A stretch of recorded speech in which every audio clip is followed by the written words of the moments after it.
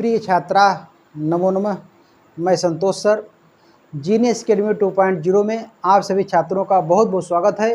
तो छात्रों, आज मैं कक्षा 10 प्रथमा पाठ है कवि कुलगुरु कालिदास नामक पाठ से आप सभी छात्रों को इसके पहले मैं 5 पैराग्राफ पढ़ा चुका हूँ। आज 6वां पैराग्राफ इस प्रकार से पढ़ाया जाएगा। तो छात्रों, इधर ध्यान से देखिएगा। यहाँ लिखा हुआ है छात्रों, एतन्नाटकम प्राच्य पौरस्त्यय समीक्षकय बहु प्रशंसितम। एतत् माने यह है। मित्रों, जब इसका विच्छेद करेंगे तो एतत् नाटकम, एतत् माने यह है, नाटकम माने नाटक। कौन सा नाटक छात्रों? जो इसके पहले अभिज्ञान शाकुंतल नाटक इसकी पहले लाइन में पढ़ाया जा चुका था, वही अभिज्ञान शाकुंतल नामक नाटक। प्राच्य माने पूर्वी, पौरस्त्य माने पश्चिमी। क्या होगा छात्रों? पूर्वी और पश्चिमी। समीक्षक माने समीक्षकों के द्वारा या तो विद्वानों के द्वारा। बहु माने बहुत ही या अत्यधिक है। प्रशंसितम माने प्रशंसनीय है या तो प्रशंसा करने योग्य है। यह नाटक पूर्वी और पश्चिमी विद्वानों के द्वारा बहुत ही प्रशंसनीय या तो प्रशंसा करने योग्य है। तो छात्रों, अभिज्ञान शाकुंतल नाटक जो महाकवि कालिदास ने लिखा है 7 अंकों में, वह नाटक बहुत ही प्रसिद्ध है। यही नाटक यह नाटक पूर्वी और पश्चिमी विद्वानों के द्वारा बहुत ही क्या है छात्रों? प्रशंसनीय या तो प्रशंसा करने ऐसा योग्य है। ठीक है छात्रों, तो अगली लाइन देखते हैं इस प्रकार से।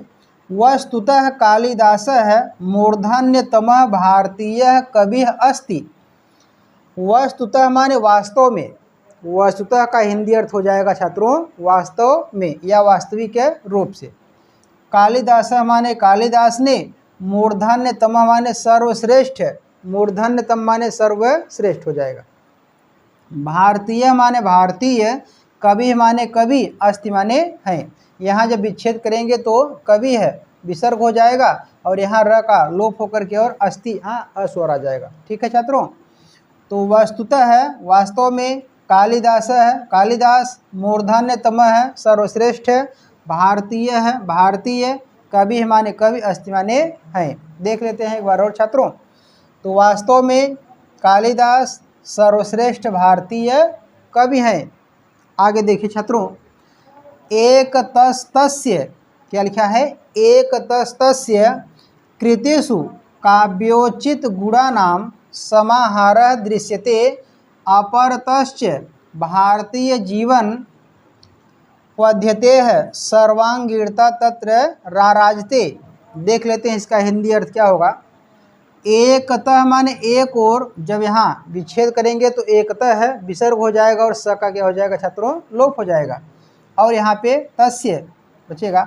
एकतः माने एक और या एक तरफ है, तस्य माने उनकी, अर्थात जो महाकवि कालिदास जी है, ऐसे महाकवि कालिदास की कृतिषु माने रचनाओं में, काव्य उचित गुणा नाम, काव्य के उचित या श्रेष्ठ या अच्छे गुणों का, समाहार माने समन्वय या तो मेल, दृश्यते माने देखा जाता है। अपरतः च, अपरतः माने दूसरी ओर, च माने और, भारतीय जीवन यानी भारतीय जीवन, पद्धते है यानी प्रणाली में, पद्धति का हिंदी अर्थ हो जाएगा छात्रों प्रणाली में, और सर्वांगीणता तत्र माने उनमें, अर्थात कालिदास जैसे महान कवि में, राजते माने सुशोभित होती है। ठीक है छात्रों, एक और उनकी रचनाओं में, अर्थात कालिदास के रचनाओं में, काव्य उचित गुणा नाम, काव्य के उचित या श्रेष्ठ अच्छे गुणों का, समाहार माने समन्वय माने मेल, दृश्यते माने देखा जाता है। और दूसरी ओर भारतीय जीवन प्रणाली या पद्धति में सर्वांगीणता उनमें क्या होती है? सुशोभित होती है। एक बार और देख लेते हैं छात्रों। वास्तव में कालिदास सर्वश्रेष्ठ भारतीय कवि हैं। एक और उनकी रचनाओं में काव्य के उचित या अच्छे गुणों का मेल देखा जाता है, और दूसरी ओर भारतीय जीवन प्रणाली में सर्वांगीणता उनमें सुशोभित होती है। ठीक है छात्रों, तो अगली लाइन देखते हैं छात्रों। काव्योत्कर्ष दृष्टिया तस्य काव्येषु मानव मनसः सूक्ष्मानुभूतीनाम् इंद्रधनुः कस्यापि सहृदयस्य चित्तम आवर्जयितुम पारयति। तो काव्य उत्कर्ष दृष्टिया माने काव्य के उत्कर्ष की दृष्टि से या काव्य के अच्छे दृष्टि से, तस्य माने उनके अर्थात कालिदास के काव्येषु माने काव्यों में, ऐसे उनके काव्यों में मानव मनसा माने जो मानव का मन होता है, ऐसे मानव का मन सूक्ष्म माने सुंदर, अनुभूति ना माने अनुभव करने वाला, जो मनुष्य का मन है छात्रों ऐसा सुंदर अनुभव और करने वाला। इंद्रधनु माने इंद्रधनुष, जैसा कि वर्षा के समय में पूर्व या पश्चिम दिशा में इंद्रधनुष 7 रंगों का दिखाई देता है, ऐसा इंद्रधनुष कस्यापि माने किसी के भी, सहृदय से माने हृदय के, चित्तम माने मन को, आवर्जयितुम माने बढ़ाने में, वहाँ पे तुम प्रत्यय का प्रयोग हुआ है छात्रों। पारेत माने पारंगत होता है या तो क्या हो जाएगा समर्थ होता है। फिर से एक बार देखते हैं छात्रों, काव्य उत्कर्ष दृष्टिया यानी काव्य के उत्कर्ष की दृष्टि से, यानी काव्य के अच्छे दृष्टि से हो जाएगा। तस्य माने उनके, काव्येषु माने काव्यों में अर्थात कालिदास के काव्यों में, मानव मनसः माने मानव का जो मनुष्य का मन होता है, सूक्ष्म माने सुंदर, अनुभूति न माने अनुभव ऐसा करने वाला, इंद्रधनु माने इंद्रधनुष, कस्यापि माने किसी के भी, सहृदय से माने हृदय के, और चित्तम माने मन को, आवर्जयितुम माने बढ़ाने में, पारित माने क्या होता है छात्रों समर्थ होता है या उसमें पारंगत होता है। देख लीजिए एक बार और हिंदी अर्थ इसका, काव्य के अच्छे दृष्टि से उनके काव्यों में मनुष्य का मन सुंदर इंद्रधनुष के समान या सुंदर अनुभव करने वाला इंद्रधनुष किसी के भी हृदय और मन को बढ़ाने में क्या होता है समर्थ होता है। ठीक है छात्रों, इतनी बात तो समझ में आप सभी को आ गई होगी। तो छात्रों अगला देखते हैं आगे लाइन, प्रकृतिरपि स्वजड़त्वं विहाय सर्वत्र मानव सहचरी वाचरति। तो प्रकृतिरपि, प्रकृति अपि, जब इसका विच्छेद करेंगे छात्रों तो प्रकृति माने प्रकृति, अपि माने भी, यहाँ रका लोप हो जाएगा। विसर्ग संधि में ऋतु संधि का जो यहाँ पर प्रयोग करेंगे तो प्रकृति है धन अपि हो जाएगा। तो यहाँ संधि बना है प्रकृति रपि। तो प्रकृति माने प्रकृति, अपि माने भी, स्व माने अपनी, जड़त्व माने जड़ता को, विहाय माने छोड़ करके, विहाय का अर्थ हो जाएगा छोड़ करके। तो वी यहाँ पे उपसर्ग लगा है, हा धातु और यहाँ पे लेप प्रत्यय का ऐसा प्रयोग हुआ है और शब्द बन गया है विहाय और इसका अर्थ हो जाएगा छोड़कर। सर्वत्र माने सभी जगह, ऐसा आव्यय पद लिखा गया है। सर्वत्र माने सब जगह या तो सब तरफ। और मानव सहचरी व आचरत, मानव सहचरी माने मनुष्य के साथ साथ चलने जैसा, आचरत माने आचरण करती है।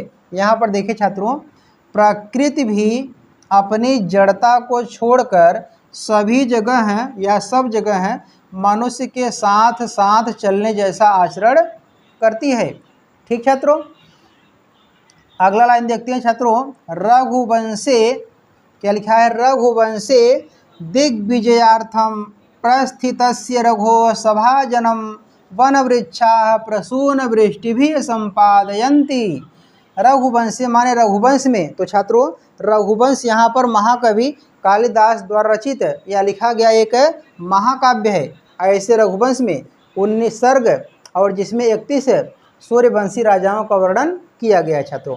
तो यहाँ पे रघुवंश एक महाकाव्य है। तो रघुवंश में अर्थात रघुवंश महाकाव्य में दिग्विजयार्थम माने दिग्विजय के लिए, दिग्विजय माने दिशाओं को जीतने के उद्देश्य से, प्रस्थितस्य माने प्रस्थान के समय, रघु माने रघु के, जो उसके रघुवंश के, रघुवंश में रघु राजा हुए हैं। तो सभा जन माने ऐसे रघु के सभा के लोगों को या सभाजन को, वन वृक्षा माने वन के वृक्ष जो प्रकृति हैं, वन के वृक्ष, वृक्ष वृक्षो वृक्षा, यहाँ वृक्ष में प्रथमा व्यक्ति का बहुवचन का रूप प्रयोग किया गया है। वन वृक्षा माने वन के जो वृक्ष हैं, प्रसून माने फूलों की, प्रसून माने होता है जो फूल, फूलों की, वृष्टि भी माने वर्षा के द्वारा, वृष्टि शब्द का तृतीय बहुवचन और वृष्टि भी शब्द बन गया है। तो ऐसे वर्षा के द्वारा संपादयन्ति माने संपन्न कर देते हैं, या उसका संकेत ऐसा दे देते हैं। तो छात्रों एक बार और इसका देखिए, रघुवंश माने रघुवंश में, दिग्विजयार्थ माने दिग्विजय के लिए, प्रस्थित से माने प्रस्थान के समय, रघु माने रघु के सभा जन्म ऐसे सभा के लोगों को या सभाजन को या सभा को, वन वृक्षा माने वन के वृक्ष, प्रसून माने फूलों की, वृष्टि भी माने वर्षा के द्वारा, संपादयन्ति माने उसको संपन्न करते हैं। तो रघुवंश में दिग्विजय के लिए प्रस्थान के समय रघु के सभा के लोगों को और वन के वृक्ष अपने फूलों की वर्षा के द्वारा उसको संपन्न कर देते हैं, यानी संकेत देते हैं कि अब जाइए तुम्हारी विजय होगी। ठीक है छात्रों, इतनी बात तो समझ में आई होगी। अगली लाइन छात्रों हम सब देखते हैं, मेघे विरहोत कंठितस्य यच्छस्य प्रेम विह्वलतायाः अद्वितीया सृष्टि है परिलक्ष्यते। तो मेघे माने मेघदूत में, जैसा कि रघुवंश और कुमार संभव महाकवि कालिदास का लिखा हुआ एक महाकाव्य है, और मेघदूत और संहार्य जो आपका महाकाव्य कालिदास का लिखा गया खंड काव्य है।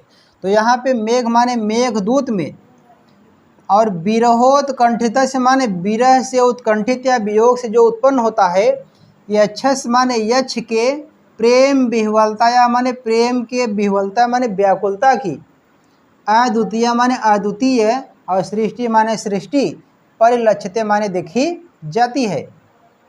फिर से एक बार देखिए छात्रों, मेघे माने मेघदूत जैसे खंडकाव्य में, विरहोत्कंठित से माने वियोग से उत्पन्न या विरह से उत्कंठित या उत्पन्न, यक्षस माने यक्ष के, प्रेम विह्वलता या माने प्रेम के व्याकुलता की, अद्वितीय सृष्टि माने अद्वितीय सृष्टि, परिलक्षित माने ऐसा देखी जाती है।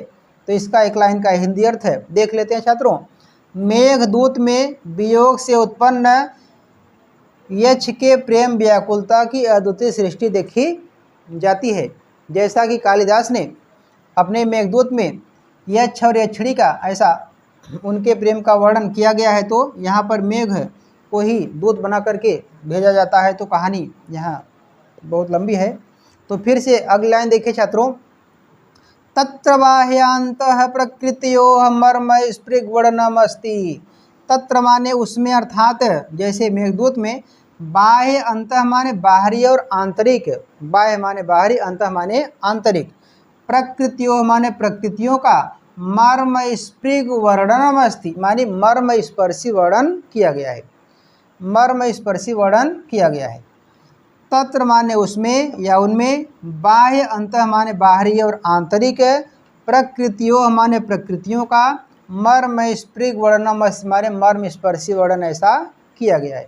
तो एक बार हिंदी अर्थ को देख लेते हैं, उसमें बाहरी और आंतरिक प्रकृतियों का मर्म स्पर्शी वर्णन ऐसा किया गया है छात्रों। ठीक है, तो अगली लाइन देखते हैं छात्रों, कवि दृष्टिया मेघ धूम ज्योति है, सलिल मरुताम सन्निपातो न भूत्वा एक संवेदनशील मानवोपमः प्राणी अस्ति।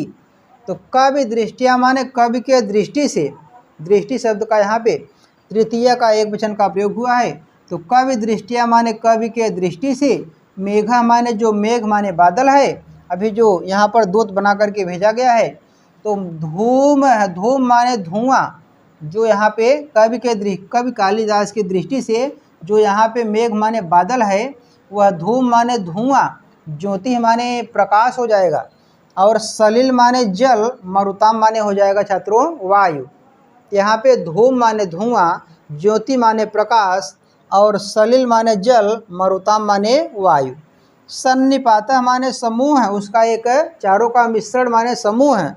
न भूत्वा न हो करके, जब भी भूत्वा में तो आप प्रत्यय लगाएंगे तो यहाँ भूत्वा शब्द हो जाएगा। तो भूत्वा माने हो करके, एक माने एक, संवेदनशील माने संवेदनशील अत्यंत साधारण, मानवोपम माने मनुष्य के समान, प्राणी माने वो जीव या प्राणी, अस्ति माने है। देखो छात्रों, यहाँ पर जो कवि की दृष्टिया माने कवि के दृष्टि से, मेघा माने जो बादल है, वह धूम माने धुआं, ज्योति माने प्रकाश हो जाएगा, और सलिल माने जल, और मरुताम माने वायु। तो बादल वैसे भी इन्हीं चारों का मिश्रण होता है। बादल में कुछ कुछ प्रकाश होता है और कुछ धुआं होता है, कुछ सलिल माने जल होता है और कुछ वायु होता है, जिससे बादल को उड़ाए ले जाता है। तो इसी का मिश्रण वह बादल है। तो सन्निपात माने समूह न भूतवा, न होकर के, एक माने एक क्या है, संवेदनशील माने साधारण संवेदनशील, और मानवोपम प्राणी अस्ति माने मनुष्य सा प्राणी है। तो यहाँ पर देखिए छात्रों, कवि यह कहना चाहता है कि वह बादल जो धुआं, प्रकाश, जल और वायु का यह समूह नहीं है, ऐसे चारों का मिश्रण यहाँ पे बादल नहीं बनाया गया है, बल्कि एक साधारण जो मनुष्य होता है ना, उसी मनुष्य के समान वह एक प्राणी है। तो देखिए छात्रों एक बार और इसका अर्थ, काव्य के दृष्टि से बादल धुआं, प्रकाश, जल, वायु का समूह न होकर के एक साधारण मनुष्य के समान वह क्या है, प्राणी है। ठीक है छात्रों, अगली लाइन देखते हैं इस प्रकार से, सह राम गिरे आरभ्य अलकाम यावत यस्य कस्यापि सन्निधिम लभते तस्मै हर्षोल्लासो वितरति। तो सह माने वह, अर्थात जो मेघ है अर्थात बादल है, वह है रामगिरे माने रामगिरी पर्वत से, रामगिरी का जहाँ निवास स्थान बनाए थे राम, ऐसे रामगिरे माने रामगिरी पर्वत के, आरभ्याम यानी पर्वत से लेकर अलकाम यावत, अलका तक, यावत माने तक, अलकाम माने अलका, यावत माने तक, यस्य कस्याप माने जिस किसी के, अप माने भी ना, जिस किसी के भी, सन्निधि माने पास, लभते माने प्राप्त करता है या उसके पास जाता है, तस्मै माने उसको, हर्षोल्लासो माने अत्यंत उल्लास माने खुशी, वितरित माने बांटता जाता है माने बांटता है। एक बार और देखते हैं छात्रों, सह माने वह माने मेघ अर्थात बादल, रामगिरे हमारे रामगिरी पर्वत के, पर्वत से, आरभ्याम आरभ्य अलकाम यानी लेकर के अलका तक, यावत माने जब, यत यावत माने तक, यश माने जिस, कस्याप किसी के भी, सन्निधि माने पास में, लभते माने प्राप्त करता है या जाता है, तस्मै माने उसके लिए या उसको, हर्षोल्लास माने अत्यंत खुशी या अत्यंत हर्ष, वितरित माने क्या होता है छात्रों, बांटता है। वह रामगिरी पर्वत से लेकर अलका तक जिस किसी के भी पास जाता है उसको अत्यंत प्रसन्नता बांटता है या अत्यंत खुशी बांटता है। तो यहाँ पर छात्रों खुशी बांटेगा कैसे, माने जहाँ जहाँ बादल जाएगा वहाँ वहाँ पे ऐसे वर्षा करेगा, माने पानी को बरसाएगा, तो वहाँ के लोग अत्यंत प्रसन्न हो जाएंगे। यही जो है यहाँ पे खुशी की बात बताई गई है। ठीक छात्रों, अगली लाइन देखते हैं इस प्रकार होगा, शाकुंतल नाटके परिगृहगमन पतिगृहगमन काले आश्रम पादपाः स्वभगिन्ये शकुंतलायै आभरणानि समर्पयन्ति। देखिए इधर छात्रों, शाकुंतल नाटके माने शाकुंतल नाटक में, जैसा कि अभिज्ञान शाकुंतल में 7 अंक हैं, वही नाटक यहाँ पर लिखा गया है छात्रों। तो शाकुंतल नाटक में पति गृह गमन काले माने पति के घर जाते समय या जाने के समय में, जैसा कि शकुंतला अपने पति के घर यहाँ पर जाने वाली है, तो पति के घर जाने की पूरी यहाँ पर तैयारी हो गई है। तो जाते समय या जाने के समय में आश्रम पादपा माने आश्रम के जो पादपा माने वृक्ष हैं, जहाँ पे शकुंतला छात्रों रह रही थी, क्योंकि इसके पहले पैराग्राफ में मैं पढ़ा चुका हूँ छात्रों कि शकुंतला मेनका के द्वारा उत्पन्न हुई थी और मेनका ने ऐसी शकुंतला को त्याग दिया था, छोड़ दिया था, और शकुंतला को पक्षियों ने देख रेख किया था, और उसके बाद महर्षि कण्व उसका पालन पोषण किए थे, और वही राजा दुष्यंत से विवाह निश्चित हुआ था। वही आश्रम पादपा मान आश्रम के वृक्ष जो हैं वे स्वभगिन्य अपनी बहन शकुंतलाए शकुंतला के लिए, वह शकुंतला जो बिना वृक्षों को पानी पिलाए, अर्थात सुबह उठती थी तो पहले वृक्षों को पानी पिलाती थी, अर्थात सींचती थी, उसके जड़ों में पानी डालती थी, उसके बाद ही शकुंतला अपने मुख में जल या तो अन्न कोई कुछ ग्रहण करती थी। ऐसी शकुंतला को ऐसे आश्रम के वृक्ष अपनी बहन के समान मान रहे हैं। उसी अपनी बहन शकुंतला के लिए आभरणानि माने आभूषण, जो गहने हैं, आभूषण हैं, अलंकार हैं, ऐसे आभूषण को समर्पित माने समर्पित कर देते हैं। आश्रम में कोई आभूषण गहना तो प्राप्त नहीं होगा, लेकिन जो शकुंतला की विदाई के समय ऐसे आश्रम के वृक्ष जो शकुंतला बिना पानी पिलाए उनको कुछ खाती पीती नहीं थी, क्यों ना उसकी विदाई के समय जब कहीं से आभूषण नहीं मिले तो फूल और पत्तियों से शकुंतला को सजाने के लिए कहा गया था अनसुईया और प्रियंवदा को। लेकिन यहाँ पर जब तापस कुमार और नारद जाते हैं महर्षि कड़ु के द्वारा कहे जाने से, तो वहाँ पर फूलों को लाने के लिए, लेकिन ऐसे आश्रम के वृक्ष तो शकुंतला को पहनने के लिए आभूषण समर्पित करते हैं। अपने आप जो है वृक्षों से आभूषण निकलते हैं और वह सेवक जो उनके हैं लेकर के आते हैं, उसी शकुंतला का जो है श्रृंगार होता है। तो छात्रों एक बार और देखते हैं इस लाइन को। शाकुंतल नाटके माने शाकुंतल जैसे नाटक में, यानी अभिज्ञान शाकुंतल जैसे नाटक में पति के घर पति गृह गमन काले, यानी पति के घर प्रस्थान के समय या जाने के समय में आश्रम पादपा आश्रम के वृक्ष स्वभगिन्या अपनी बहन शकुंतला के लिए आभरणान माने आभूषण समर्पित माने क्या करते हैं छात्रों, समर्पित करते हैं। तो देख लेते हैं इसका हिंदी अर्थ। शाकुंतल नाटक में पति के घर जाने के समय में या जाते समय या प्रस्थान के समय कह सकते हो, आश्रम के वृक्ष अपनी बहन शकुंतला को आभूषण समर्पित करते हैं।